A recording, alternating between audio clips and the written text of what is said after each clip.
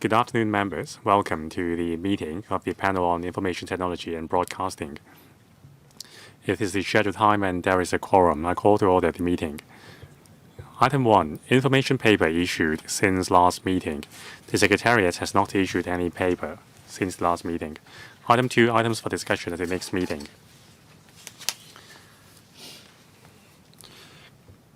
Concerning the regular meeting in October this year, it is scheduled at 2:30 p.m. on Monday, 12th of October. The administration has proposed the following item. That's digital transformation supports pilot program.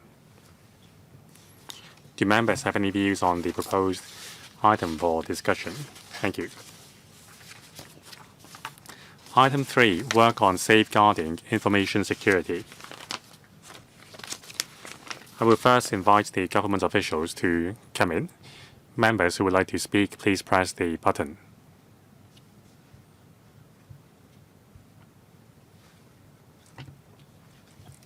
We welcome the Undersecretary for Innovation, Technology and Industry, Ms. Lillian Zhong and her team, and also Mr. Raymond Lam Chek-ho, Chief Superintendent of Police. The brief provided by the government and also the background brief prepared by the Secretariat have been issued to members prior to the meeting. When the government is ready, I will invite Ms. Lillian Zhong to walk us briefly through the paper.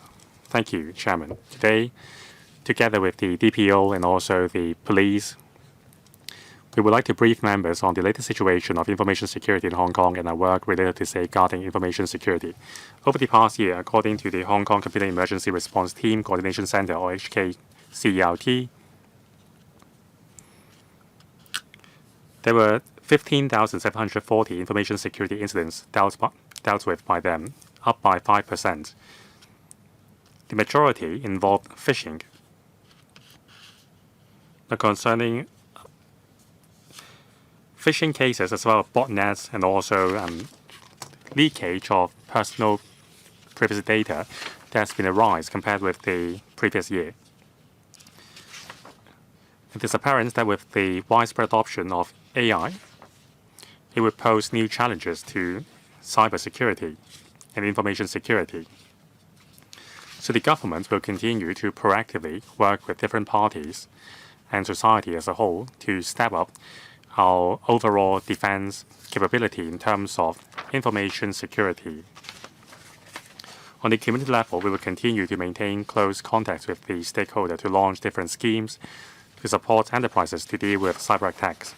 And also, we will launch practical resources and organize community programs, including AI, security at workplace,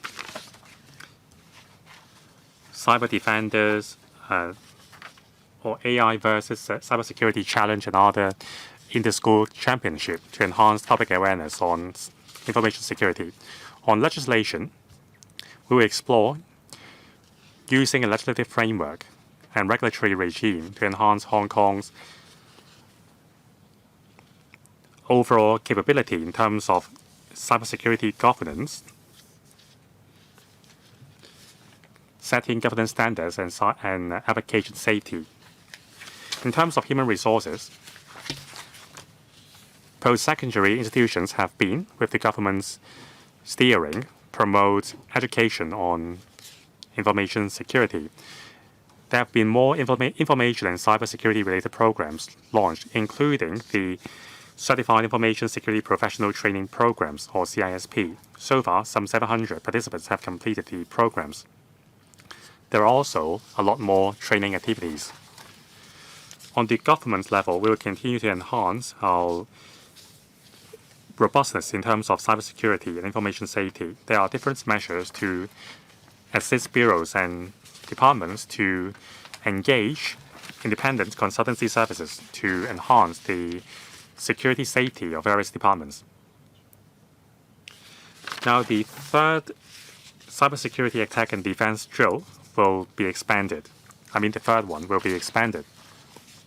Besides public departments, we will also, for the first time, invite private organizations to participate in the third drill. We will also enhance the civil servants' awareness on AI security to enhance the foundation of information security.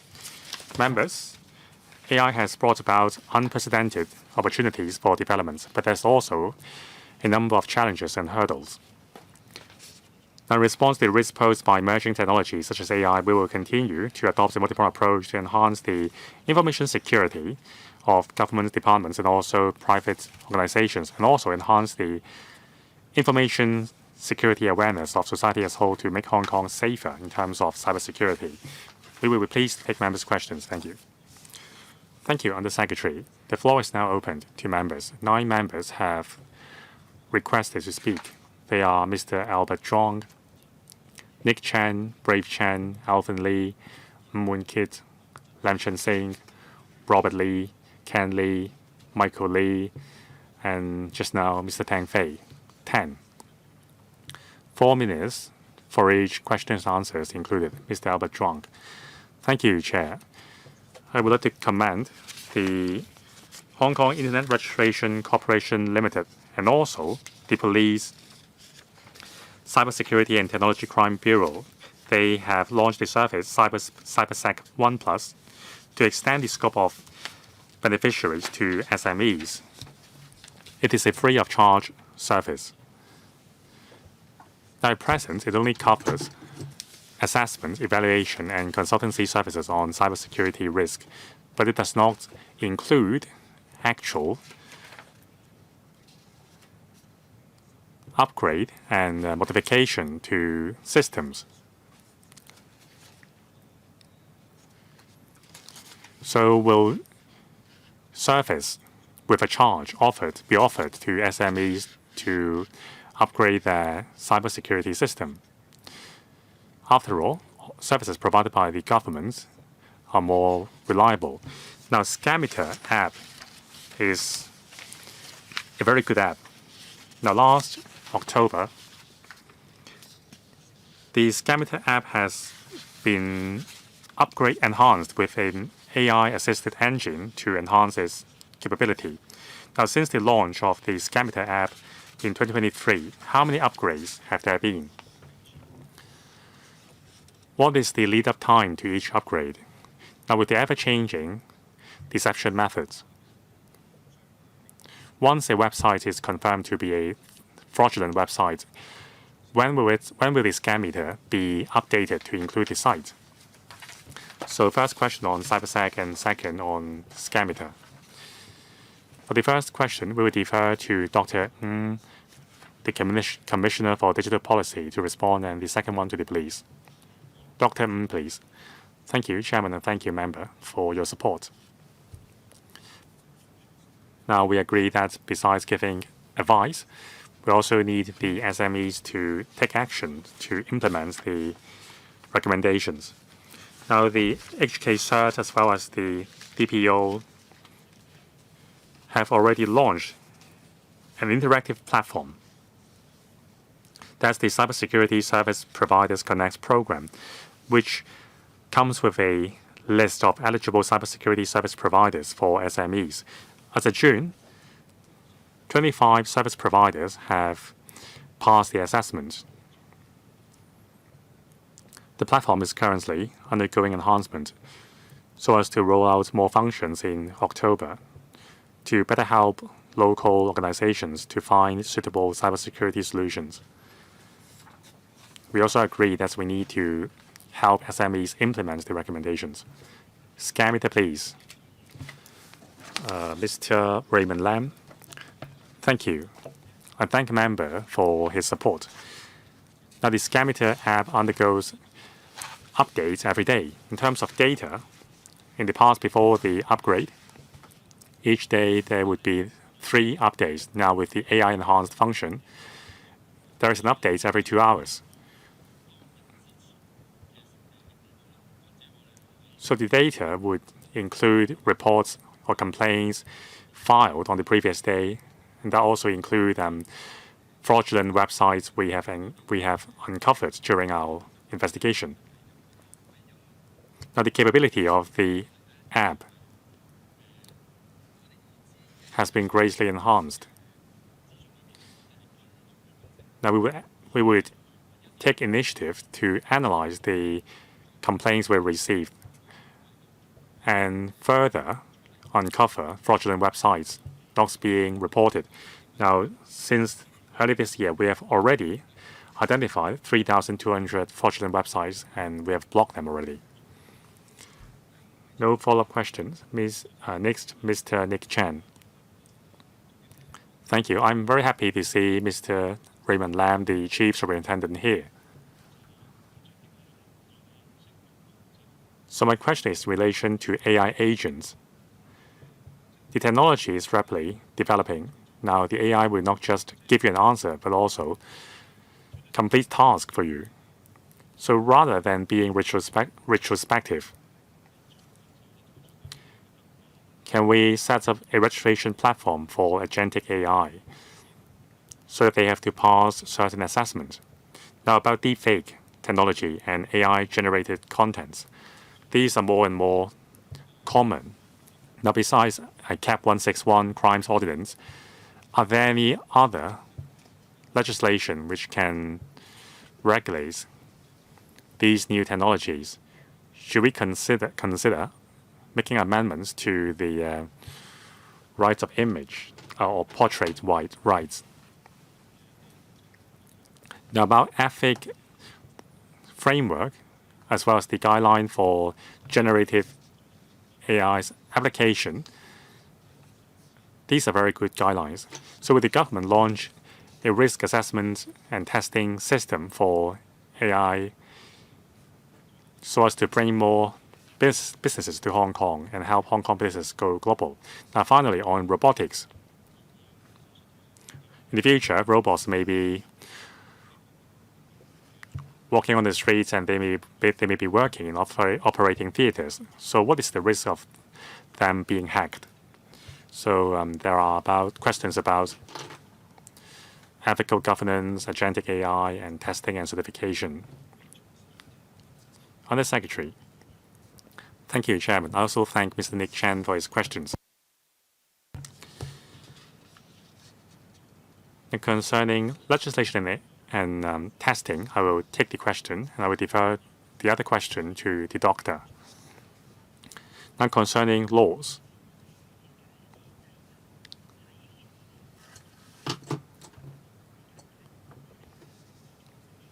Most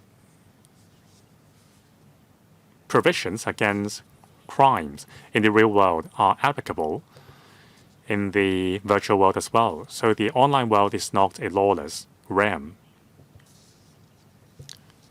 Now AI is an emerging technology. It is evolving very rapidly.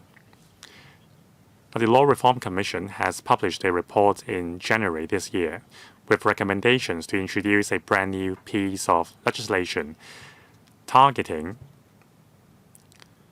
the latest trend of cyber crimes. So we are studying the recommendation. On the other hand, the DOJ has established an interdepartmental work group to review legislation to support wide application of AI as suggested by the policy address to ensure that the developments, government departments can stay abreast with the latest developments in AI usage. Now, about AI certification and exporting our AI products, the AI Institute is now studying the relevant supporting measures. Doctor, thank you. Concerning agentic AI, we are aware that there are more and more tools with the technology. Now, there are different issues. For example,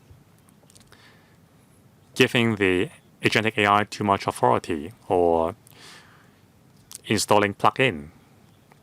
So we need to keep the gate carefully. So the current policy is not using agentic AI with our internal computer system. We also advise SMEs as well as other enterprises to be mindful of the authority given to agentic AI, especially giving administrative status to the agentic AI that would come with more risk. Now, about a licensing system or registration platform for agentic AI. We have to be mindful of its feasibility. Instead of an across-the-board regulatory system, we should educate system managers to control the authority given to agentic AI while using them. Cybercrime 嗰幾條 In relation to the LRC, there are suggestions to have updating of the legislation. Well, in fact, in relation to PDPO, it was said that there would be upgrades. So, Undersecretary, are you able to brief us, even though we haven't got the relevant public officers here? Thank you, Chair. My understanding is that the relevant departments and bureaus are having an examination of the legislation. Yes, your concerns are noted, and the bureau and the department will be told about your concerns, and we'll wait for their reply to see if they have anything to add. Next, Mr. Chen Yong. Thank you, Chair. Thank you, public officers. In relation to the paper, it shows to me that you have done a lot of work. AI is having explosive development as a result of cyber wars as well as the geopolitics. Hong Kong is a small place, and yet we have to deal with huge risks. We may not be able to deal with them all. It is said that there should be a cross-boundary collaboration. Is it underway? Are we dealing with collaboration with the national government, the GBA, etc., so that we've got more drills and more cooperation, so that we join hands and we can enhance our capabilities? So that's my suggestion. More should be done. And then on page 5 of your paper, Chinese version, you talk about the World Conference on Cybersecurity. For a number of years in a row, they're being held in Hong Kong. That's good for our image. Maybe we should have more headquarters for cybersecurity, or perhaps we should also take the lead to set up regional cybersecurity cooperation centers. So it is a matter of doing the actual groundwork, having more publicity, and building up our brand name. So collaboration and also the World Summit or the World Conference. Thank you, Mr. Chen, for your good suggestions. First of all, let me talk about the cross-boundary collaboration and our ideas for the future. And then Mr. Lam from the police can also tell you about the police cooperation with their overseas partners. Well, we've been working hard to collaborate with our mainland counterparts, in particular in relation to cybersecurity, with exchanges, and we co-organize activities. In April this year, together with our national administration, we signed a memorandum. There will be more cooperation, so that for cybersecurity, it will be deepened and we'll have more international exchanges. The DPO on a yearly basis would also echo the annual event in September, so that we have more sort of publicity. We'll also lead delegations to go to the mainland to take part in competitions. The DPO went to Jinan, so that we attended the main summit, and then we also took part in the activities in the events in Guangzhou. We also put together a team together with Macau participants, so that we know what to do in relation to cyber attacks and defense. It's a good opportunity for us to have exchanges. And then for the World Internet Conference Asia Pacific Summit, we have got a study group, and we have also got cybersecurity salon, and there are also other activities. If I may advertise our events, we're going to have the Cybersecurity Symposium and Summit. So the industry participants will be able to meet with the international counterparts. So there will be more such global events as well as regional events. Thank you, Chair. International cooperation is important for the police, important for Hong Kong as a whole. For cyber attacks, including AI-driven attacks, that has become the latest trend. We'd like to know more about that so that we know what is happening both in Hong Kong and elsewhere, so that we can counteract them. Hong Kong is a member of the Interpol, and then we chair a particular expert group on cybersecurity.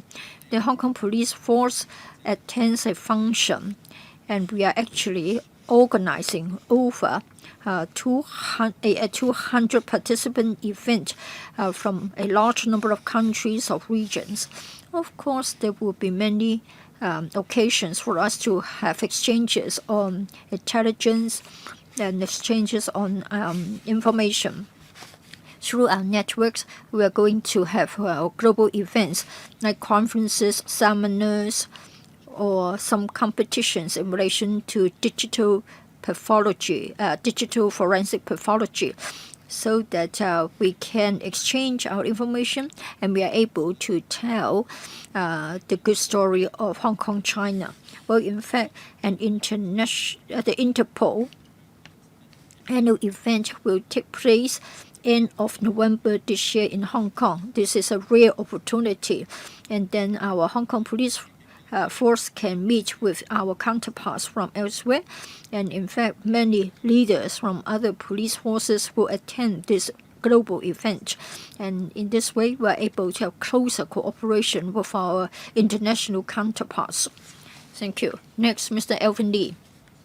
I give recognition to the administration's efforts to step up our capabilities, as well as the hard work in enhancing cybersecurity. A few questions. First of all, for the Hong Kong PC, it has got the Hong Kong cert, and in fact 15,740 information security incidents were handled, and then there were 50% more personal data breach incident notifications received by the Office of the PCPD. I want to know which sectors, which industries are more vulnerable. Say, for example, the retail industry, the professional services industry. How can we deal with this and plug the loopholes?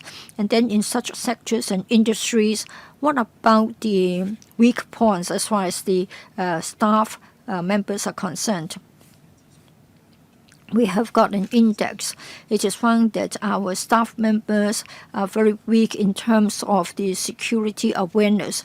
So I'm going to provide incentives to step up staff training. And then in paragraph 8 of the paper, it is said that every year the administration will choose 8 government departments, 8 important government information systems for in-depth information security compliance audit. Can you tell us which one? Are we talking about Tier 2, Tier 3 risks? Say, for example, risks or information systems that will have a direct impact on our economy, on our livelihood, or which will cause public panic. I know that recently there have been some hacker intrusion incidents. Are you going to enhance the compliance audits so that it can be strengthened? And then for the manpower side of the matter, for the DPO, it is said that we have got 110,000 such IT-related talents, but then there are only about 1,000 of them who are cybersecurity experts. So does it mean that we have a very strong demand for such security professionals? What are you going to do? Are you going to upgrade the talent list so that we can have more such professionals coming to Hong Kong? 3 questions. First of all, the data concerning cyber security, ways to enhance staff awareness, and then the screening of information systems for compliance audit, and then manpower needs. Under Secretary, First of all, let me take the question concerning the training of staff of the corporations as well as the overall manpower training of the sector. As to the number of incidents, I will defer to Mr. Lam. And then for the internal compliance audit, I would defer it to Mr. Chen from the DPO. In the interest of time, allow me to be brief. Mr. Lee was right to make his point. First of all, as far as cybersecurity is concerned, maintenance of the information systems would depend on the people involved. Therefore, we attach a lot of importance to staff training. We have the Hong Kong Internet Registration Corporation Limited, and free online training is being provided to staff members. By June this year, we have got over 540,000 attendances. The DPO, together with HKIRC, launched a program, and that's in relation to the Secure AI at Work Enablement Campaign 2026. AI-driven attacks are getting more and more common, so we need to train the staff members of enterprises so that they can use AI in a safe manner. And in fact, together with the Police Cybersecurity and Technology Crime Bureau, we have drills to protect us against phishing attacks. And we have also got a information sharing arrangement, that is Cybersecurity Service Providers Connect program, so that they know about the latest trends, and then they can get prepared and they can maintain and repair their systems. Of course, the DPO as well as the police have joined hands to carry out the Cyber Attack and Defense Elite Training Tournament. Well, in fact, this is an opportunity for our staff members to have free specialized training, and then there will be a mock attack. In this way, they are able to try out their AI technologies, and they are able to enhance their capabilities to fight against cyber attacks. And as I have said, we have been encouraging our tertiary educational institutions to provide the relevant training programs for the talentless. In fact, experienced cybersecurity professionals are on the talent list. And in fact, IT technicians are also one of the 8 specified trades. Many talents have come to Hong Kong after putting in applications. Rick, please be brief. When we choose the information systems for an in-depth compliance audit, we adopt a risk-based approach. Say, for example, whether the systems are more internet-facing, whether they have got a lot of confidential information, in particular personal data. I think the question was most valid. If a department or if the relevant system has had an experience of cybersecurity incidents, then that would be one of the factors for screening in systems for in-depth information security compliance audit. Mr. Lee got a question for us, and in fact, as far as cybersecurity in Hong Kong is concerned, I can be brief. And in fact, we have got the cybersecurity and technology crime from January to May. We recorded 11,565 such technology crime, a drop of 13.9%, and in fact $2.76 billion were lost, down by 17.1%. Over 85% of them are online scams, and then for the remaining 15% is a matter of social media being hacked, or other devices being hacked, and then for hacker intrusion into corporations' websites, about 100 of them, more or less the same as the previous year. Among the 100 of them, we saw that the majority of them were such that the enterprises were not that vigorous in their systems. And in fact, SMEs are still a matter of concern. For the critical systems, well, in fact, they stand a lower chance of being hacked. According to our analysis, in the previous year, there weren't any critical infrastructure or any critical information systems being hacked, resulting in interruption of critical services. So we will continue to be observant, and we will liaise and cooperate with the industry so that we can be on the defensive.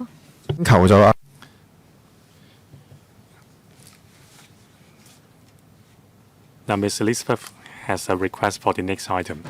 Next, Mr. Moonkid. Thank you, Chairman. On dealing with ever-increasing cybersecurity risks, the government has been doing a lot to enhance its defense. Now, in terms of cyber attacks and deepfake technologies, there are huge potential of threat. So there is a joint mechanism involving the police to come up with defense. But can we have legislation against deepfakes and other misuses of the technologies, like the European Union, to require that all AI-generated content must have conspicuous labels on them? Now, can the DPO establish a rapid mechanism to take deceptive contents offline together with the social media platform operators? We often see deceptive messages remaining on the platform for a long period of time. Now, despite the improvements last year, phishing and impersonating crimes still remain rampant. So can we add the functions of image and voice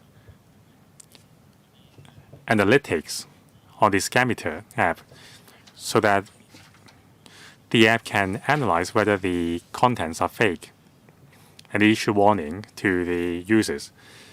Now, for the first question, please be brief. And second, on governance on social media platform and also whether Scammeter can block AI-generated content. Under Secretary, please. Thank you. Concerning legislation, there is an interdepartmental working group under the leadership of the DOJ.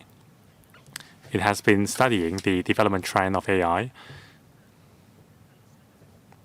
and whether our legislation can keep up.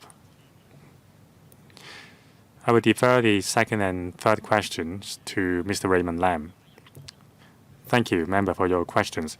The police has already established a communication mechanism with social media platform operators. There is a regular and standing mechanism to remove problematic messages and posts. On our request, the operators would take actions including removing problematic online posts containing deceptive messages. Usually, that can be done in 7 days' time. For urgent cases, they will be removed in 1 or 2 days' time. So we'll continue to work with these platforms. However, sometimes, for whatever reasons, the operators would refuse to remove the messages with no justification given. So we will continue to work with these operators to remove problematic posts. Now, image and voice analytics are something that we are exploring. Now, we will update the app in the future so that it can also analyze image and voice. Now, I'm quite concerned about the time required to remove problematic posts. 7 days are too long.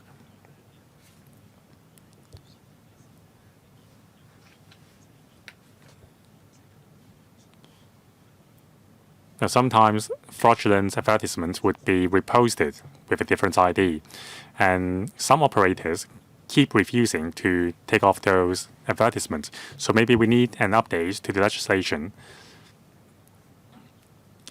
to impose some responsibility on the service providers.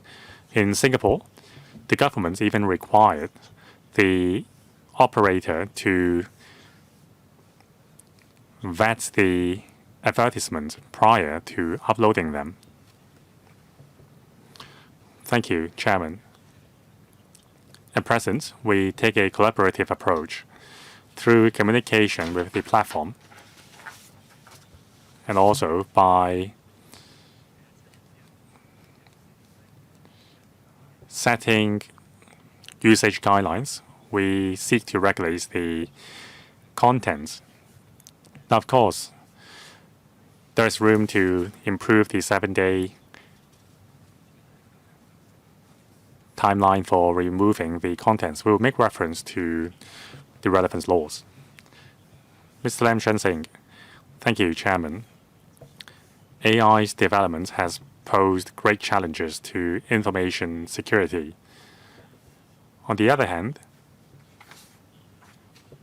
in some countries, the power of AI is harnessed to combat illegal and unlawful behaviors, including hacking. AI is used to enhance detection system and to trace information and identify deepfake contents. So does the government have a plan to use AI to detect unlawful behaviors online? Second, the paper mentioned governance security or security of government services. Now, there has been some instances of scams on government-run apps. So to play safe, these services have been subsumed under the I'm Smart, including the MPF system. Now you have to log on to eMPF via I'm Smart.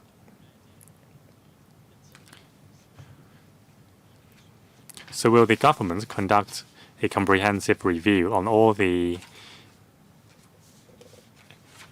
apps in relation to government e-services and subsume those apps more vulnerable to cybercrimes under the I'm Smart instead of being retrospective? Can the government conduct such a screening? The questions are related to using AI for defense and enhancing the government's e-services. Thank you. We will defer to Dr. Ng. Thank you, Chair. AI is really powerful, including using AI for cyber defense. So AI is a spear and also a shield. Say, for example, in detecting unusual internet flow and abnormalities, AI is very effective. And also, big data model can provide analysis on incidents and provide advice on the solution. Third, AI can be used to conduct drill or even conduct training against fraudulent emails. Now, concerning the platform,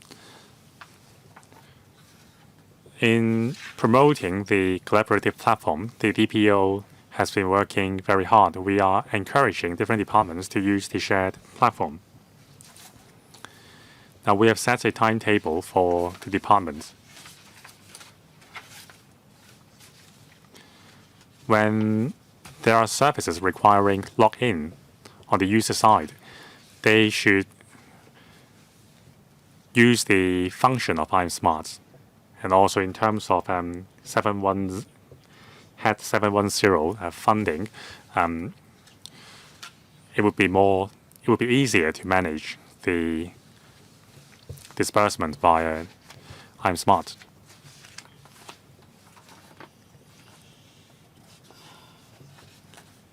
Now, in financial services, we have something called the step-up authentication to offer additional security to the login system.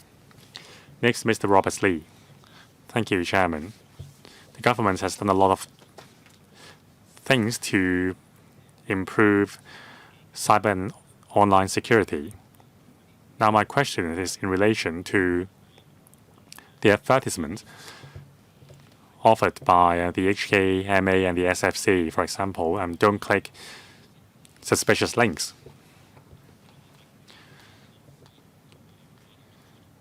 So instead of separated efforts to conduct publicity, can the government work with these organizations? So the critical step is clicking to authenticate a transaction. Otherwise, the scam cannot take place. So in terms of collaborative educational campaign, would the governments do more with the relevant organizations? Now, concerning SMEs, last week the SFC has issued a new circular on sound authentication method. Now, whenever there are new requirements, the business sector has to invest a lot to perform an upgrade. Now, without the technology voucher scheme, it really costs the businesses a lot. And sometimes it would be quite cumbersome on the client's part because of the multiple steps of authentication.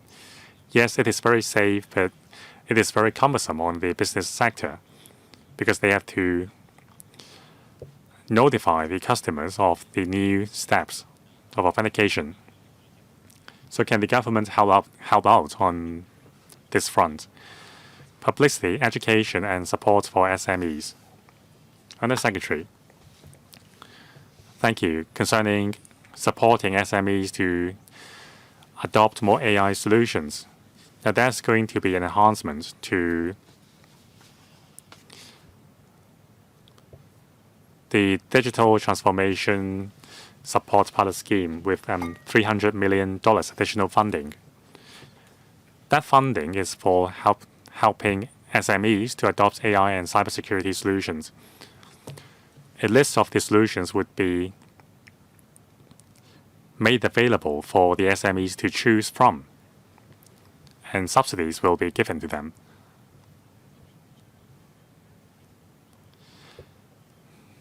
Now, not just the financial services sector. All industries should require education on cybersecurity. So there is a cybersec hub involving some 3,000 organizations. It would share immediate alerts concerning cyber attacks. Now, the police also has an operation-oriented program, so I would like to defer to the superintendent. Chief Superintendent, please. Thank you. Now, the police attaches much focus on publicity and education. After every operation, we will issue press releases to update the public on the latest MO and trend in scams. With the help of the media, we can disseminate the latest information to the public. Second, within the force, we have many social media platforms, and also we have the website for the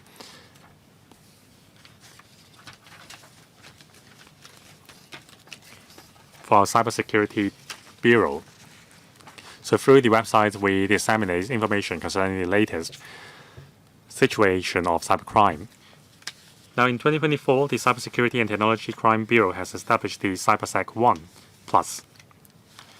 It comprises 130 government departments and also financial regulators and public bodies, including large banks and telecommunication network operators, even social media platform operators. So the purpose of this CyberSec 1 Plus is for information sharing.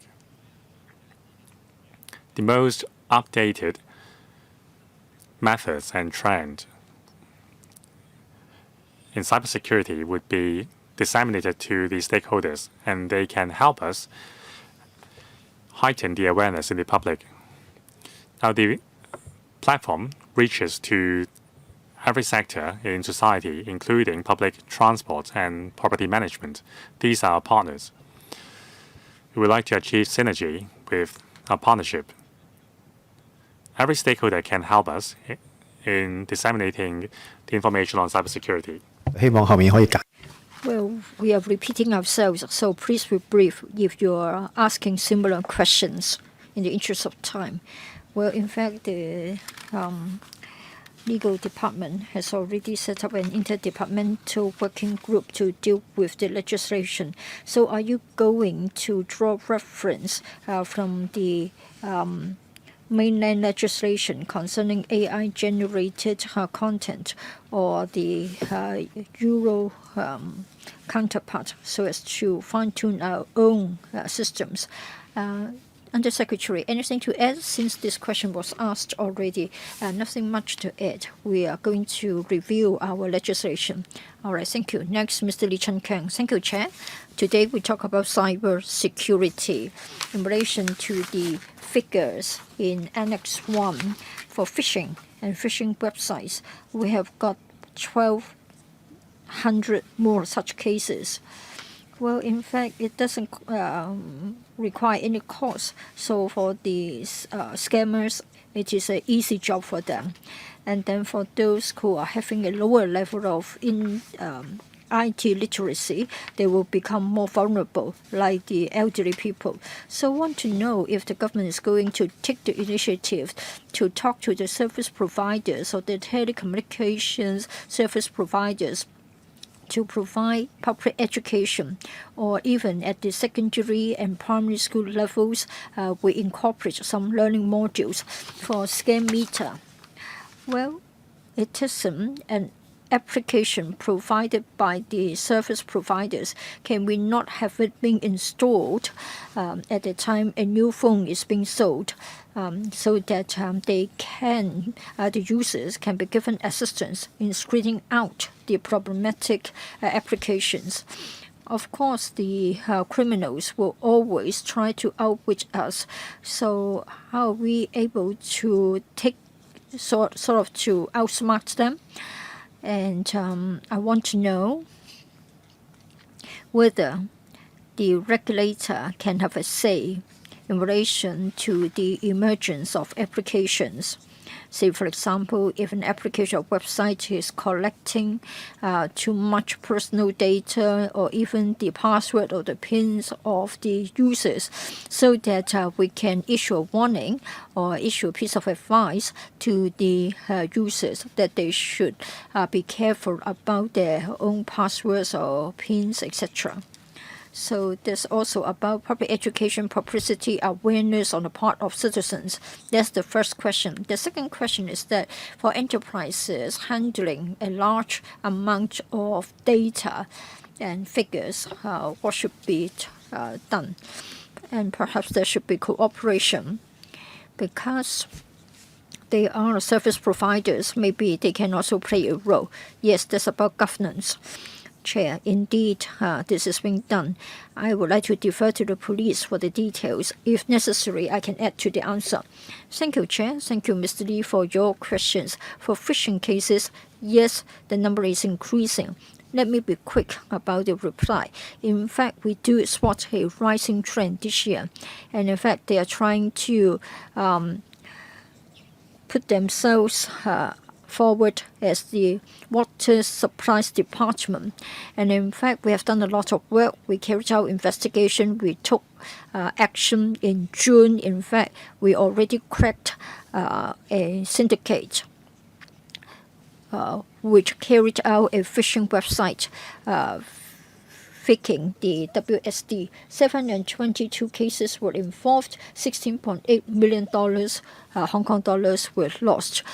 We tried to crack down the criminals, crack down the crime syndicates at source, and in fact by June we have seen a large drop in relation to the number of such cases by 70%. In fact, we also work together with the WSD as well as the OFTA. They did play a role, of course, not just at the time of arrest, and in fact, many phishing websites, many bogus messages were issued on a daily basis, and we have a mechanism to pass the information to the service providers. When they receive our information concerning bogus messages regarding phishing websites, they will try to intercept them so that fewer of them would reach the citizens. We cooperate with the telecommunications service providers. It takes many different forms, say, for example, publicity efforts. We also join hands with them to reach out to the community. We talk to the elderly people, we talk to the young children so that they know how to make use of the Scam Meter Plus. And together with the care teams, together with PCROs, we do reach out to the elderly groups or organizations so as to provide education to them and help them to install the Scam Meter Plus applications.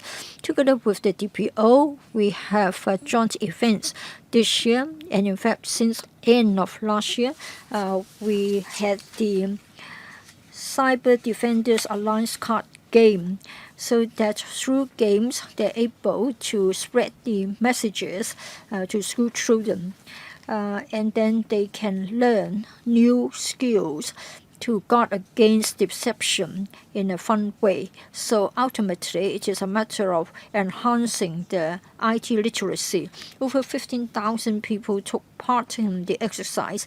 This will be on a continuous basis, and we hope that the messages can reach our younger generation. Next, Mr. Tang Fei. Thank you, Chair. In paragraph 2 of the paper,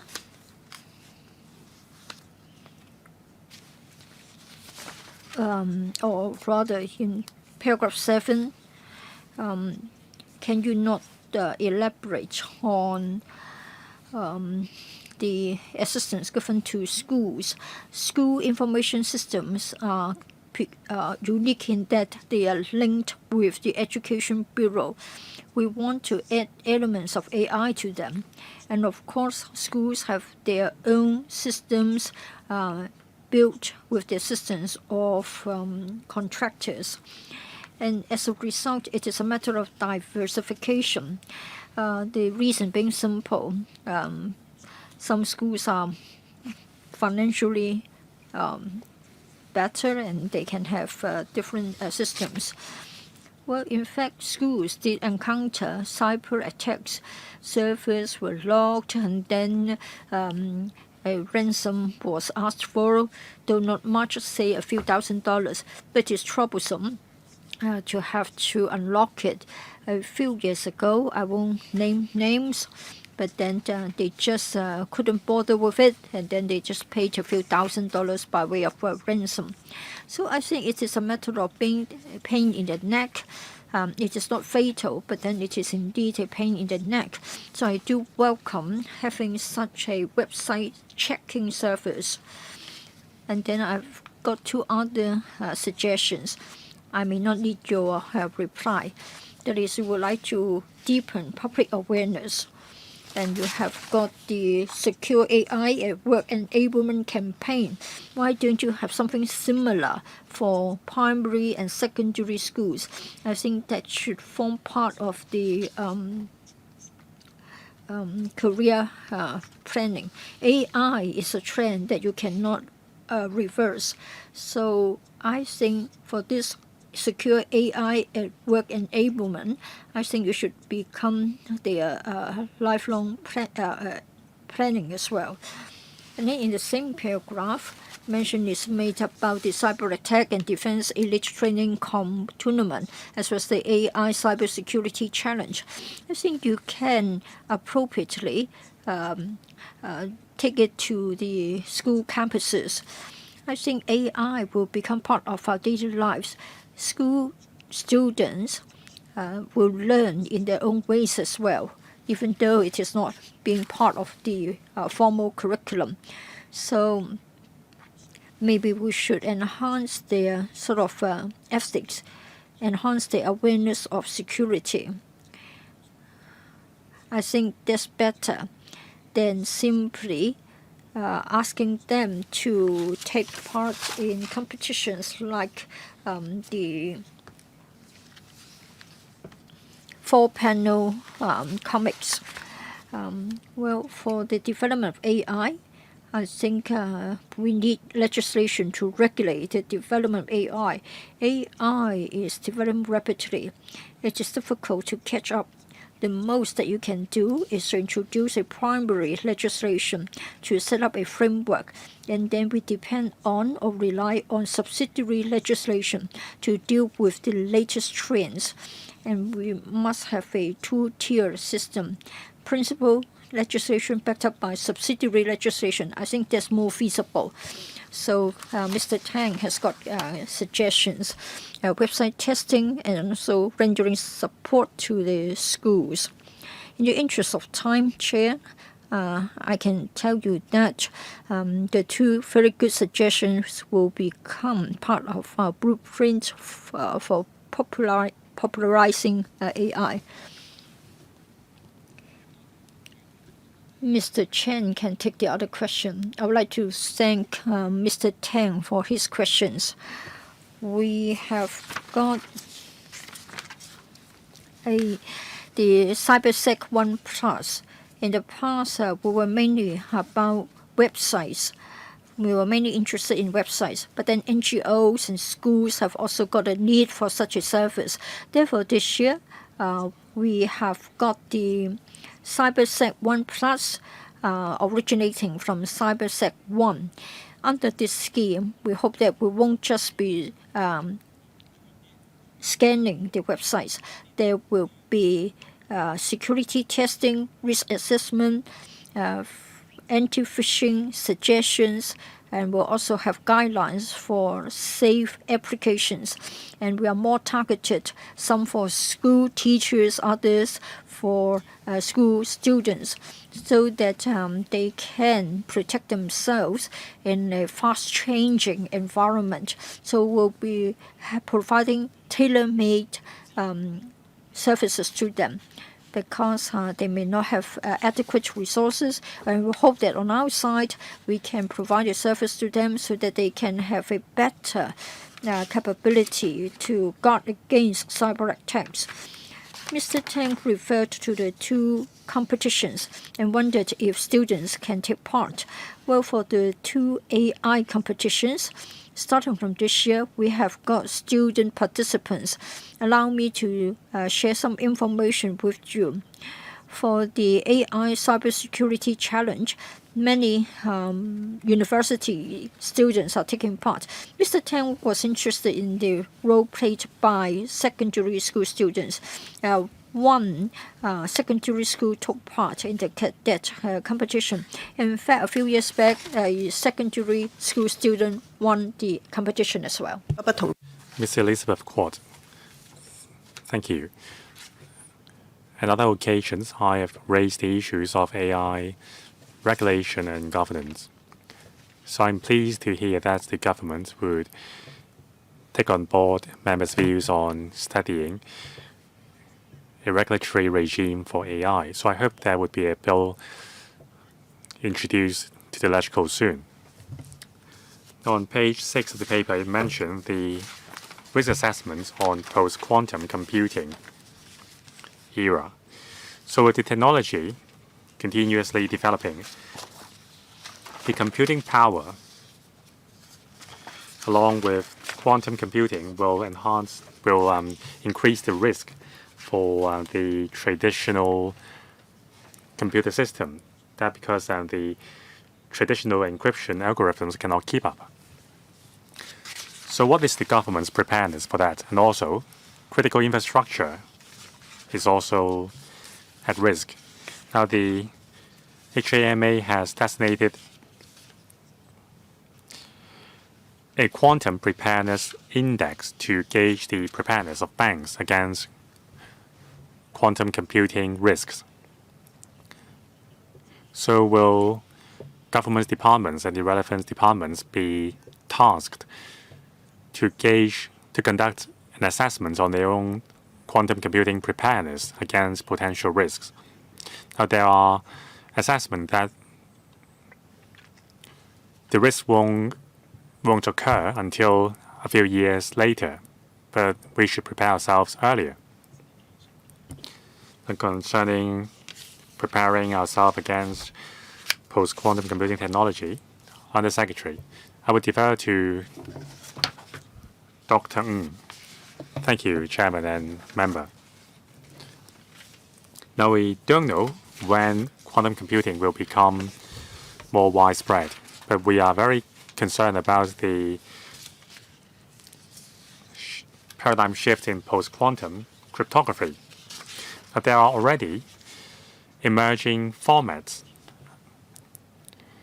like that in the market. So even before the widespread use of quantum computing, it is already applied in cryptology.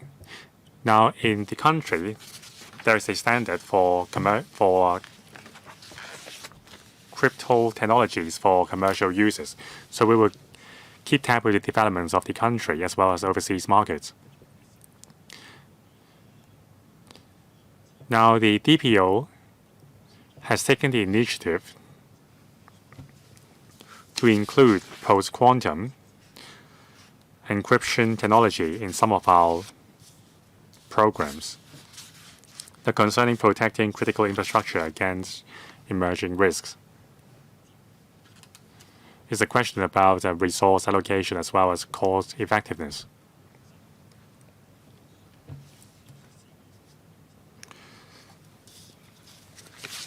We will keep close liaison with the Critical Infrastructure Office and update them on the latest risks. Now, what about the HKMA's Quantum Computing Preparedness Index for banks? I think that's a very good practice. Would that be adopted by government departments as well as critical infrastructure as well? That's the Quantum Readiness Index. Under Secretary, thank you. As mentioned by Dr. Ng, we will keep tab with the latest developments of the technology as well as emerging application scenarios while making reference to the latest standards and indices in the country and overseas, and study the feasibility of these indexes with the office. We will also consider other good practices, including the HKMAs. Mr. Augustine Wong. Now, Annex 2, in the first 5 months, the number of scams has decreased a lot compared with the whole year figure last year. So I applaud the police for that. But is that a seasonal trend? And in Annex 1, in 2024 to 5 and 2025 to 6, according to the data provided by the HK Computer Emergency Response Team Coordination Center, the figures are the same. However, for cases dealt with by the police, the number has dropped significantly. Now, Annex 1, it says that there are a lot more zombie computer or botnet incidents. So can the government explain the differences in the two charts? I mean, there has been a lot less zombie computer cases. Mr. Raymond Lam, thank you very much. in terms of the figures, yes, there are seasonal fluctuations, but usually the number would be lower around Chinese New Year. However, once there are new methods used by scammers, the number would suddenly go up. Now, the Police Cybersecurity Center has dealt with 35 million reports on cybersecurity risks. That means 100,000 cases per day, including different hacking attempts at our infrastructure. 1.54 million attacks targeted our computer system. So the number has gone up by 40% compared with the previous year. That's huge.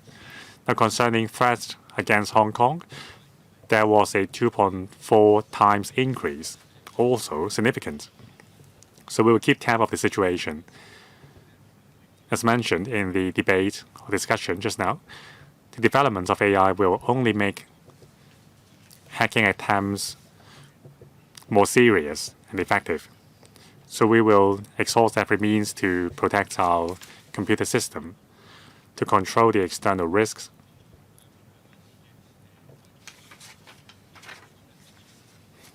And also, we hope that we can keep the figure of cyber scams steady. So time's up for this item. I thank the government officials for attending. The next item is item 4, fiber-based and mobile network coverage in rural and new development areas.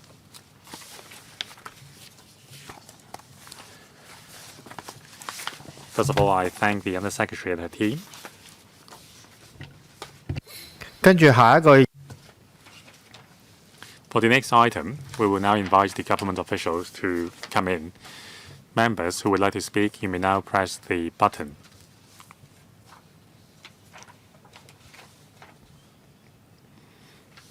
We welcome the Undersecretary for Commerce and Economic Development, Dr. Bernard Chan, and his team for their attendance. The paper provided by the administration and the background brief prepared by the Secretariat have been issued to members prior to the meeting. There is also a PowerPoint.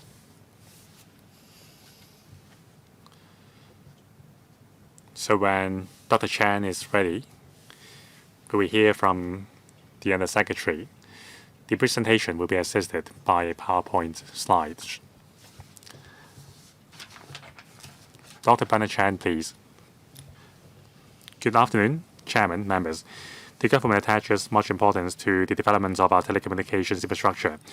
To enhance the infrastructure in rural and new development areas, we have launched different schemes, including the subsidy scheme to extend 5G coverage in rural and remote areas, and the scheme to extend fiber-based networks to villages in remote areas to support the extension of these networks.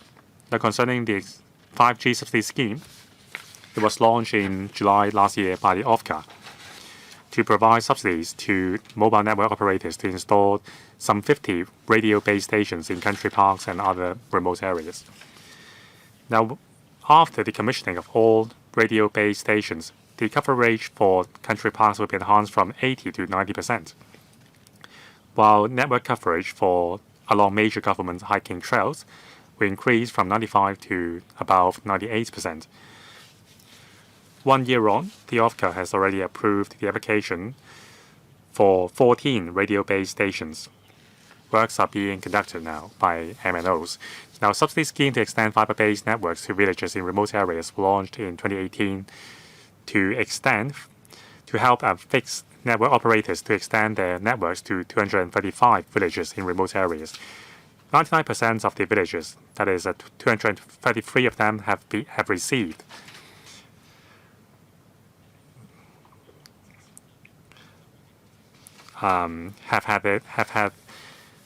have already had fiber-based network coverage, so we expect to complete the remaining works by the end of August this year. Now, for network coverage of NDAs, we will provide support to fixed network operators to build infrastructure. For example, for newly built and rebuilt specified buildings, including commercial, industrial, residential, and hotel buildings, spaces will be reserved for mobile communications facilities. Also, in public facilities, for example, payphone kiosks, shuttle bus stops, and lampposts, there will also be space reserved for setting up base station. We'll be happy to take questions after Mr. Chan's presentation.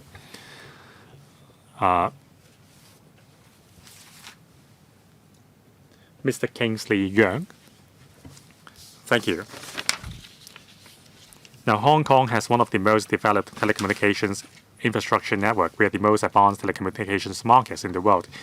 Now, the population penetration rate is 443%, and our 5G networks has already reached full coverage in core business districts and exceeding and covered 99% of the population. Now, 19,700 radio base stations have been installed in Hong Kong last year, covering 80% of our country parks and 95% of major government hiking trails. Now, we have attached much importance to these mobile network infrastructure. In terms of enhancing 5G coverage in rural areas, we have launched the 5G subsidy scheme. It was launched in July 2025 with an objective to install radio base stations in 10 districts, including North, Sai Kung, Tai Po, Sha Tin, Yuen Long, Tuen Mun, Tsuen Wan, Southern, Eastern, and Islands districts. The scheme will support operators to build 50 stations. Now, with the completion of the scheme, we expect the coverage rate for country park to reach 90% and 98% for major government hiking trails. Now, after consulting the relevant district councils, rural committees, and local stakeholders, we have preliminarily identified sites for 14 radio base stations, as shown by the dots on the screen. Among them, 14 have been approved, covering districts like outlying islands, Sai Kung, Southern, Tai Po, and North districts. As shown by the squares on the screen, 2 of the base stations in Shuttlecock and Tai Tam will be commissioned in the 3rd quarter of this year. We will closely monitor the progress of works of the mobile network operators and also provide coordination in terms of site selection so that applications can be submitted early. Now, concerning subsidy scheme to extend fiber-based networks to villages in remote areas, in 2018, the scheme was launched to subsidize fixed network operators to extend fiber-based networks to 235 villages in new territories and outlying islands. They are located in 9 districts, including North District, outlying islands, Sai Kung, Tai Po, Sha Tin, Yuen Long, Tuen Mun, and Tsuen Wan, and Kwai Ching.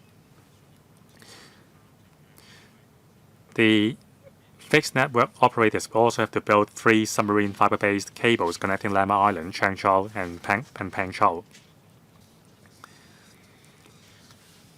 The projects are separated into 6 tender projects. Now, the map shows the distribution of those projects. Now, those projects are being implemented according to the timetables on the tender. 233 villages have already have fiber-based networks laid. For the remaining 2 villages, the works will be completed by August this year. Now, the 3 submarine fiber-based cables projects will be completed by May 2035.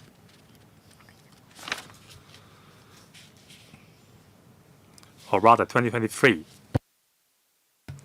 Now, through the provision of these services, stable and fast internet access will be made available.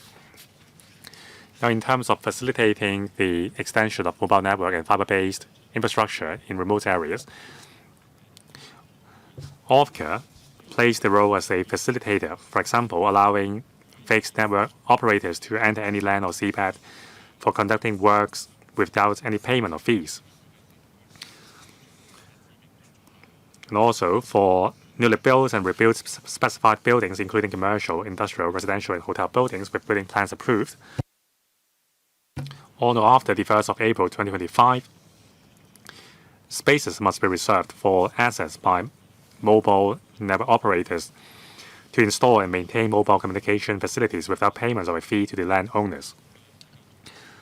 Now, there are other measures offered by the OFCA to increase the number of radio base stations. 1,500 government premises have been opened up so that radio base stations can be installed with a streamlined application procedure and a nominal rent, that is $1 per annum. There is also a mechanism to facilitate MNOs to install radio base stations at appropriate public places, such as shelter bus stops, payphone kiosks, and smart lampposts. OFCA will continue to play the role as a facilitator through various measures, for example, the aforesaid subsidy schemes, to encourage telecommunications operators to carry out advanced planning of telecommunications infrastructure, so as to ensure that the diverse needs of NDAs can be met. Thank you. Now the floor is opened up. There are 8 members. They are Ms. Elizabeth Quat, Reverend Peter Douglas Kuhn, Albert Chong, Grace Chen, Chen Yong, Chong Ho Fung, Chen Ho Fung, and Mr. Lam Chen Sing. 4 minutes each. The first to take the floor will be Ms. Elizabeth Quat. Thank you, Chair. In relation to the fiber-based network coverage in rural areas, I've been receiving a lot of complaints. Recently, I received a complaint saying that many rural areas don't have fiber-based networks reaching their homes. Usually, it's just at the entrance of the village, and it will take you $20,000 or more to have it reaching your own household. It is not a price tag that is affordable to the poor or the elderly, so the scheme itself is quite useless for such households. For remote areas, these villages are entitled to a secure and steady communications network. It is their entitlement because their city counterparts enjoy the same. Therefore, I understand that under the PAC Report 86, Chapter 7, the same suggestion has been made. Well, in fact,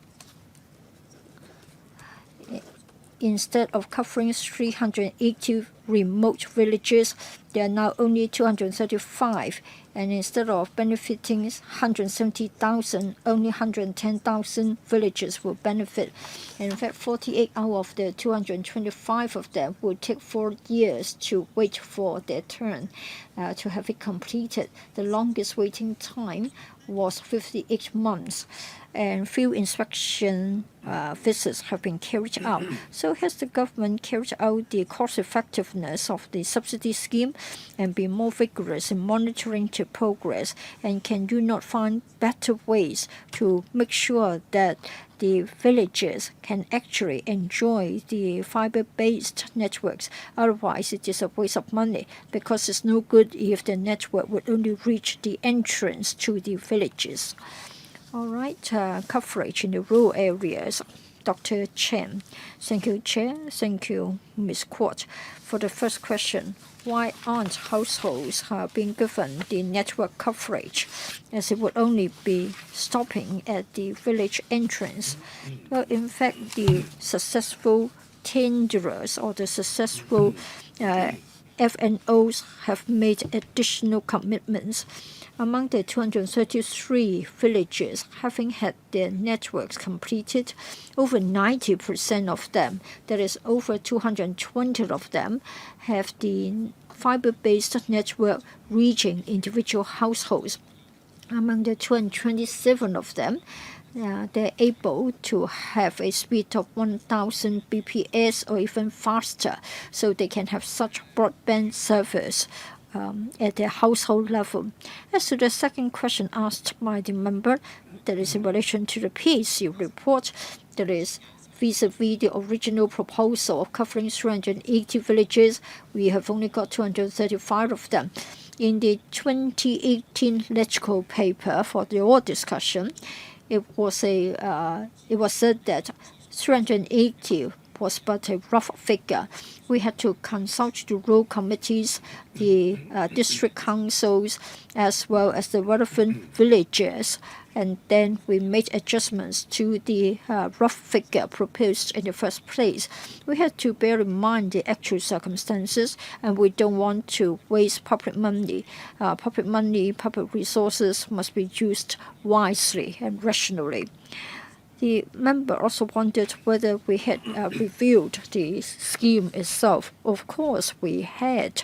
Some items involved a lot more complexities and took a longer period of time, like road opening, laying of the fiber cables, or even the laying of submarine fiber cables. And sometimes, in some cases, you have to go through the country parks. But then for the remaining two villages, they will have their network coverage before the end of the contract. I think what is important is to make sure that all other villages will also benefit from the scheme. Every time you told us that you were able to cover many villages. However, the question is about those that are still not getting the service. They really want to have that service, so please have an evaluation and make sure that public money is well spent, down to every single cent, so that money is spent wisely and targeted. So 380 went down to 235. So please provide a written explanation in the interest of time. Reverend Peter Kuhn. Thank you, Chair. I welcome this paper, and in fact the networks will reach many more places, in particular 5G coverage. However, for the outlying islands, yes, you have coverage, but then probably as a result of the restricted bandwidth, and many islands are popular with the tourists. And yet, it is said that there are signals, but then it seems that it is a case of stagnation. So, Chair, if I may ask this question, and in fact, this is not just confined to the outlying islands. Even for the new area in Kai Tak, whenever you have a major event like a concert, yes, signals were said to be available, but then the speed was really slow, or it was just stalled. So for Hong Kong to be really a smart city, I think the speed of the networks would be important. Can the administration tell us the following? How are you going to regulate the providers and make sure that they will enhance the speed of the networks, since we are getting many more tourists and there are many visitors to major venues? So the outlying islands, as well as the major performance venues and their coverage. For the green spots, so to speak, well, it is exactly why we are having the 5G plan or 5G scheme. Many of the country parks are being covered with the new radio base stations commissioned. Then residents nearby, visitors and tourists will all benefit from the extension of the coverage. For the AWE, the Hong Kong CEC, etc., venues where you attract a lot of visitors and tourists, we liaise proactively with the service providers so that we can put in place mobile 5G RBS. In this way, we can enhance the capacity and we can increase the speed of the network. We do have working groups in relation to all sorts of major events. We do deploy the resources in such a manner. Next, Mr. Edward Chong.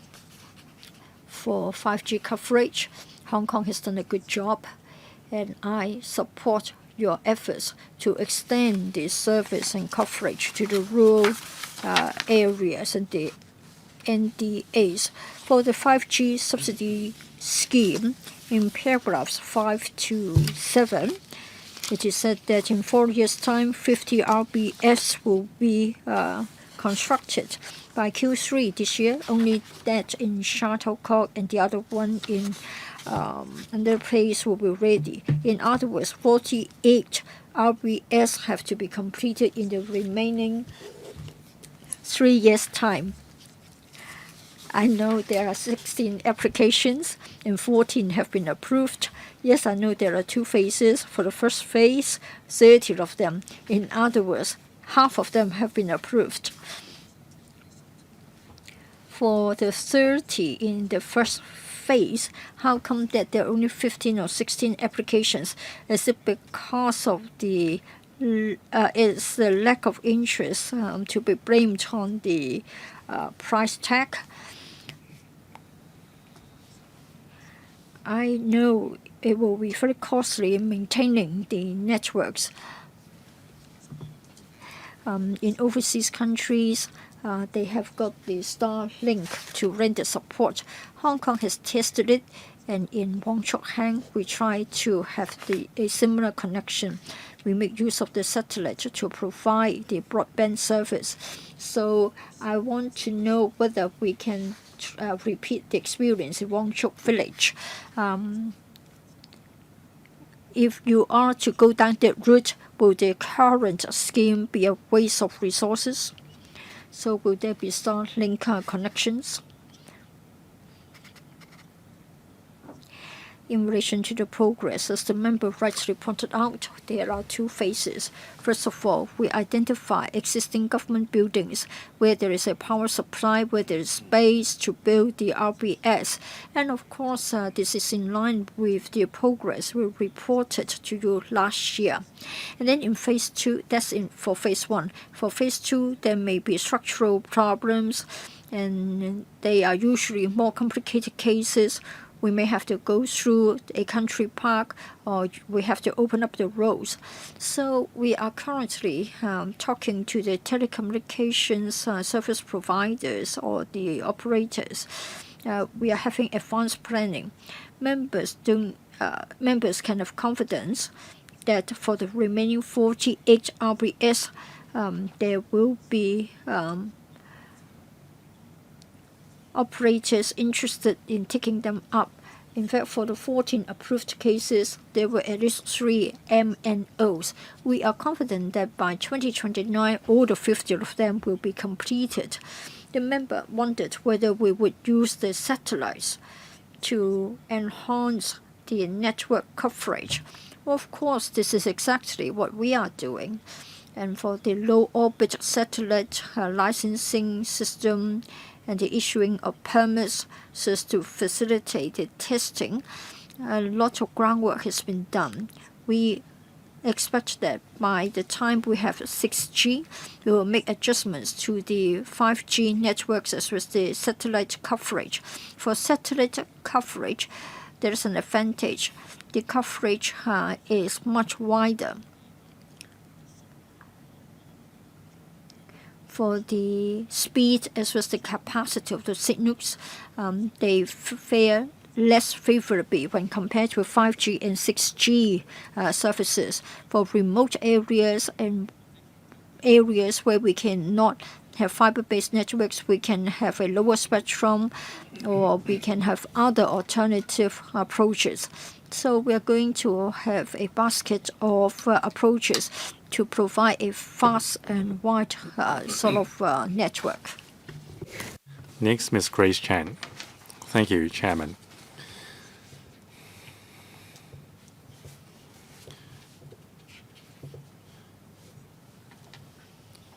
Now, whenever population moves into a new area, they will be concerned about the coverage of social welfare facility and also other community services. So what about installing telecommunication network in new areas or NDAs? Under Secretary, now we have amended the telecommunications ordinance to specify that certain spaces must be reserved in newly built or rebuilt buildings for MNOs to install and maintain mobile communications facilities.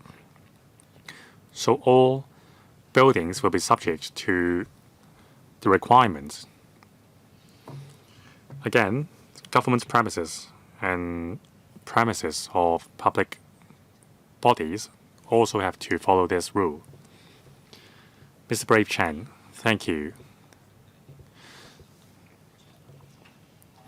Now, for those living in the new territories, there are two types of internet access. One is fiber-based network connecting to your home. The other is mobile network. Now, let me give you an example. In Hugaotang, the monument of anti-Japanese aggression heroes, there is no network coverage. You have to walk 100 meters to get a signal. So it seems that there is a gap. So will you extend the coverage of the network to cover that spot in Limahang as well? Now, for residential property projects,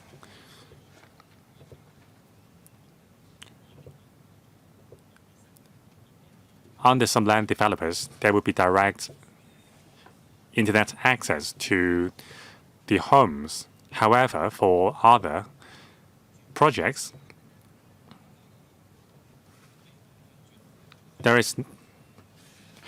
network access is not possible because of the different parameters of the pipelines.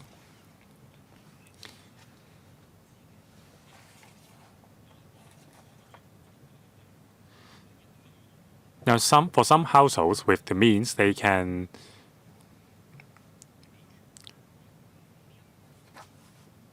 build a satellite to connect to the mobile network. But there is the question of land title.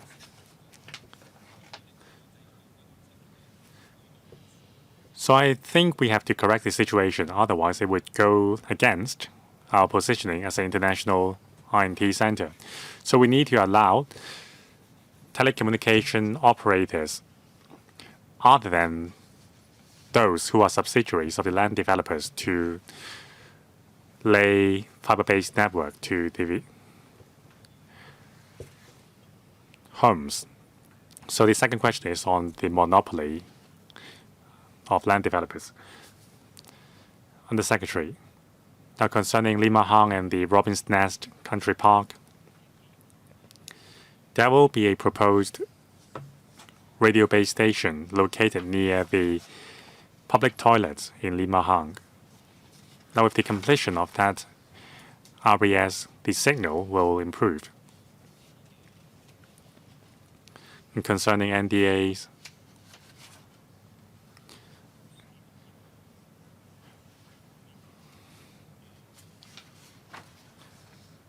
at least half of the capacity will have to be reserved for other telecommunication network service providers to gain access and install their facilities. For all the buildings, the OFCA would coordinate other departments as well as land developers and owners corporation to provide internet access. For example, in Lohas Park, we have identified government buildings to install RBS so as to improve the signal coverage. So we'll continue with this line of work. Next, Mr. Mark Chong. Thank you, Chairman. Now, the paper stresses that the telecommunication market in Hong Kong is a market-led one. However, it would give the MNOs a free rein. They will never invest in villages which have a smaller population.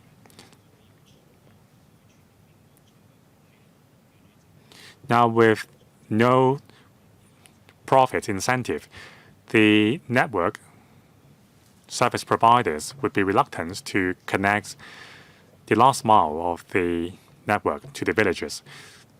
So will the government consider adding a condition in the licensing condition so that network operators must provide network coverage to a certain number of villages? Now, sometimes the telecommunication network service providers would use the excuse that because of land title issues, the network cannot be extended to the households in the villages. However, with telemedicine services becoming more popular, we need to provide internet access to more village households. So will a dedicated working group be established by the district office and the rural committees so as to address all these issues, including private land ownership and availability of access? Now, my constituents, for example, Pak Hang, Kam Tin, and Long Gu Tan, these are very famous tourist destinations. However, the tourists are not able to get mobile signal, not even for electronic payment. So in the past, the government would set a KPI of network coverage based on the size of the population in the village. So will more factors be considered, including the number of visitations and also the need for VR and AR tourist attractions? Now, also at boundary control points, it is very easy to for our mobile phones to switch to a mainland telecommunication network with much higher fees. Now, with the ride-hailing regulatory regime in place and also more cross-boundary transport, it would be very bad if we can't get any signal to make electronic payments or get a ride. Now, the first two questions are in relation to the last stretch of the efforts, as well as other subsidy scheme. Please be brief. And the third question, network coverage for villages with small population but a lot of visitors. And the last question is on coverage at BCPs. Thank you.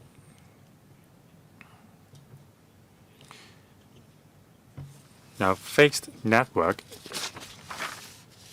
operators would make additional pledge to connect fiber-based networks to the villages. So 90% of the 235 villages have already had this done. As we have said, we are working with the district offices and the rural committees as well as village stakeholders to iron out the issues, including laying cables in lands with private ownership. So the OFCA colleagues have done a lot of work to ensure that fiber-based networks can reach villages. Concerning tourist attractions and BCPs, we will continue to work with the Tourism Board, the AFCD, as well as the Rural Conservation Office. We will identify tourism spots which we need to enhance the network capacity for visitors. Now, for boundary control points, we are communicating with telecommunication service providers in the mainland to align our spectrums.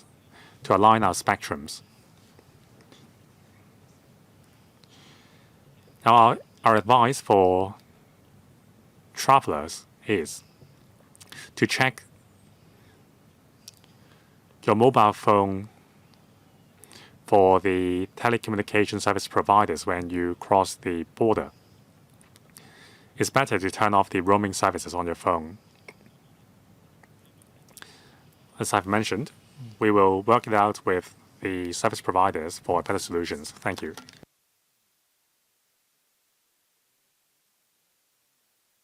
Mr. Chen Hao-feng.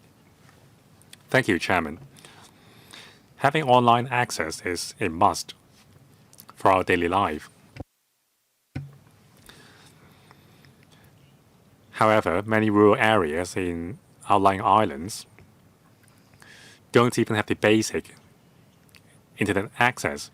Now, for example, in Sap Long, in Lama, villagers can't make a 999 call from their home. They need to make a 10 minutes walk before they can call the ambulance. And the caller can't return to home and wait for the ambulance to come because there's no signal at home. So I wonder how strong is the government's resolve to address the problem. These are not very complicated issues, but today you are still telling us that you rely on the willingness of the MNOs to address the matter. This is a life and death matter. It's not just about the speed of the internet. So I think the Bureau should attach more importance to the matter. This problem has gone on for way too long for the remote villages. There must be a promise on the part of the MNOs to install a base station for the village. At least strengthen the signal. Now, the paper says that newly built and rebuilt buildings are required to reserve space for access. Now, Chundong Estate and Cheongdong Estate in Tongchong population intake has already completed, but there is no signal for the households because the approval process is too complicated. The MNOs have to go through various departments to gain access to those space. It takes a year to install the communication facilities. Now, the residents who have already moved in have no signal at home. That's a basic need for the residents. So can you do something? Because the questions are in relation to blind spots of our mobile network and also the lack of coverage for residents who have already moved in. Undersecretary, thank you. Concerning the situation in Sap Long, the 5G and fiber-based subsidy schemes have already provided the measure to address the issue.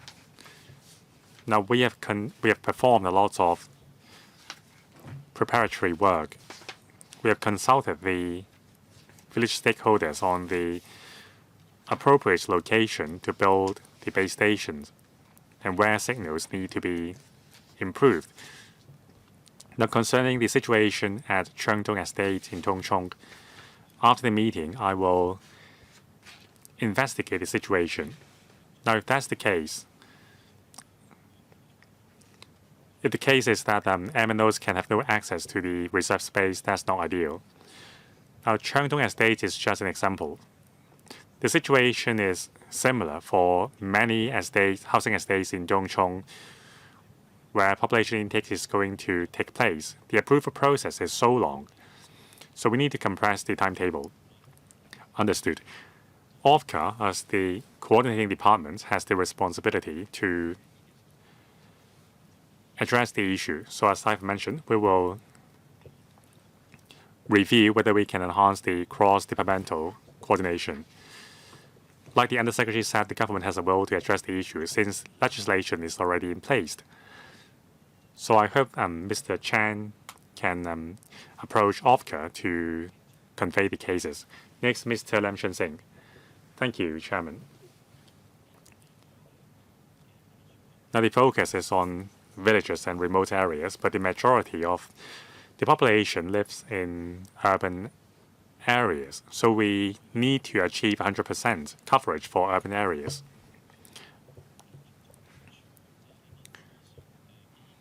So will the government make advanced planning for infrastructure, in particular telecommunication infrastructure in NDAs?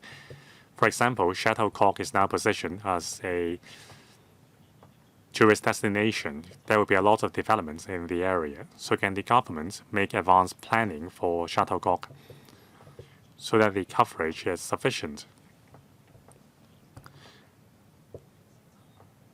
Otherwise, it would be too late if tourists are already flocking to the place. Now about the subsidy scheme for broadband, $700 million have been spent, and the plan was launched 8 years ago. Now, it's understandable to provide financial incentives to fixed network operators. Now, for remote areas with a smaller population, it is less commercially viable for network operators. But still, the fixed network operators should look at the larger picture and provide service to villages even with a smaller population, as long as the business model is still viable. So how will the government ensure that the FNOs are completing the works and ensure that the internet is stable enough? 部署下，譬如北 Would there be advanced planning, say, for example, for the northern metropolis, and then the monitoring work for the broadband subsidy scheme? Thank you, Chair. All the time we have been very active in assisting the MNOs, as the FNOs. As the member has said, we should have advanced planning for NDAs, say, for example, hotspots in Shuttlecock for tourists, and then the northern metropolis, as well as the Hong Kong Shenzhen Innovation Technology Park, as well as the new tech zone in Sandy Ridge. Well, for the Innovation Technology Park, 4 MNOs have been sort of invited to install RBS there, so that incoming enterprises will enjoy the service. The member also asked about the broadband subsidy scheme, saying that it costs us $700 million. And he wondered whether we can include in the terms and conditions that the operators mustn't just be market-oriented, and they should also take up unpopular schemes, so to speak, or unpopular sites, so to speak. Well, for the mobile network coverage, well, in fact, our coverage rate is among the top places in the world, and in fact we rank first in terms of our service. So we are carrying out our initiatives, and they've been proven to be effective. Of course, I do understand that for the rural areas there is still room for improvement, and that's why we have the 5G subsidy scheme. What we want to do is to build on the very sound basis to further extend the coverage. We'll continue to work with the LegCo members as well as the stakeholders. In some cases, fibre-based networks may not be feasible. We may have the sort of microwave, or we can have low spectrum networks. Such alternative technologies can also help remote villages will be more than happy to consider such approaches. Monitoring. Well, operators given subsidies by the government will be given the funds by phases according to the landmarks. And if they are late or if they are not able to do it, we can withhold the funds or we can ask for a clawback of the funds. And upon completion of the tender, they're responsible for the maintenance work. So should there be any problems with the RBS or the signals, and repairs and maintenance are required, then within a reasonable period of time, they must complete the maintenance and repair so as to restore the signals.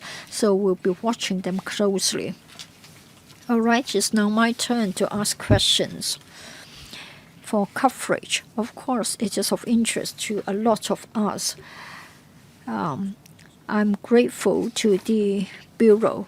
There is last year, the LegCo passed a piece of legislation so as to solve the problem for new buildings. I think Mr. Chong was referring to special cases. Many government buildings are allowing RBS to be built, so we have opened up a lot of the places. But then there are still old buildings, or in some special cases, we're not able to build the RBS. The legislation is such that old buildings are not covered by the new requirements, and there may be other restrictions. For older buildings, it's not yet a case of redevelopment, but then some old buildings have to undergo renovation and repair. Government departments play a role in checking if the tender exercise is fine. And when they consult the government for advice, when they want to know whether the tender price is reasonable, we should grab the opportunity to suggest that perhaps they should reserve space to have a plant room so as to enhance the network coverage. That's my first suggestion. And then, as other members have suggested, for the northern metropolis, when we resume land, even RBS already there were dismantled. Some operators protested that. Now for the northern metropolis, we expect a huge population. So please be mindful that you need to have advanced planning. When you resume land, I think you may remove the RBS that may result in interruption of service. And my third point is that political parties and others have talked about the commercial application of aerospace technology. Satellites would be having a lot of potential in terms of industrial development.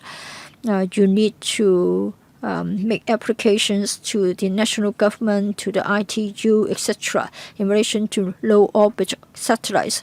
OFCA is updating the requirements. Many people are waiting for the completion of your work. We hope that you can be more efficient and the exercise can move faster. So can you not share your latest information with us? Thank you, Chair. For the first two of your three suggestions, they will be given active consideration by us. The third point is about streamlining the application process and the license issuing process. In Q3, we are going to share our thinking with you. Currently,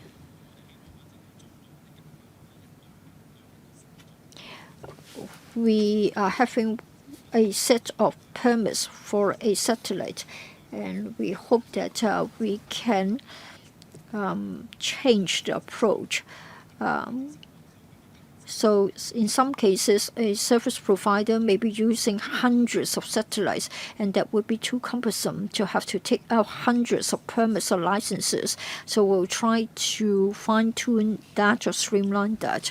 And then for the broadband scheme, instead of 380 villages, 100 have disappeared from the list. This is because we found that 100 or so villages had already got broadband service, that is a fiber-based network, or there are no more villages living there, or the village is going to be redeveloped. So we don't want to have wasteful or abortive work, and that's why 100 of them have their names taken out of the list. Mr. Chong would like to have a second bite, so 3 minutes for you.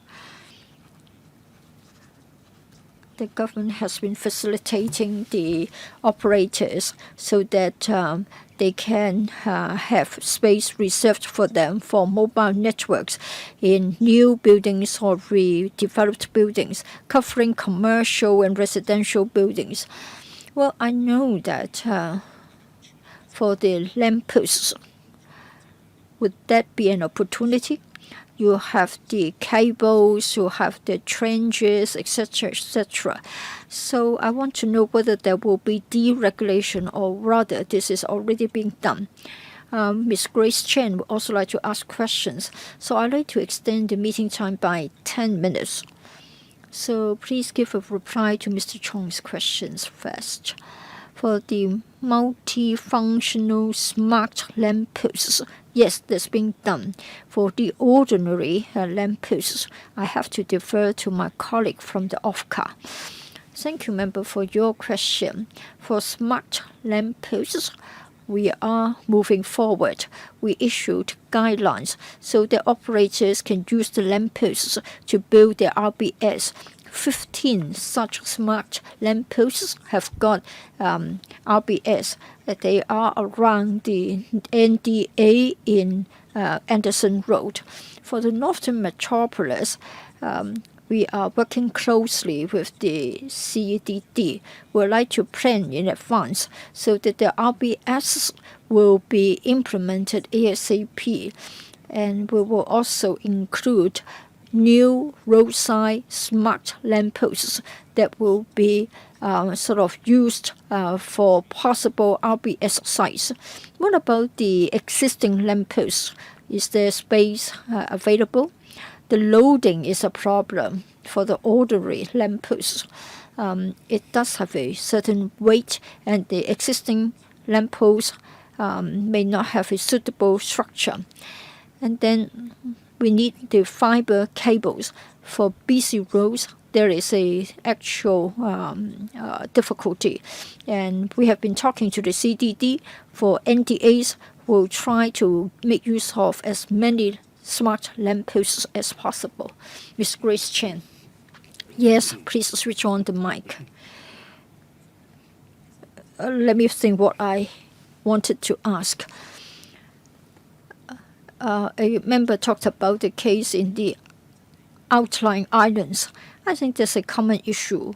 For coverage, perhaps we need to consider certain scenarios like online learning and teaching for school children.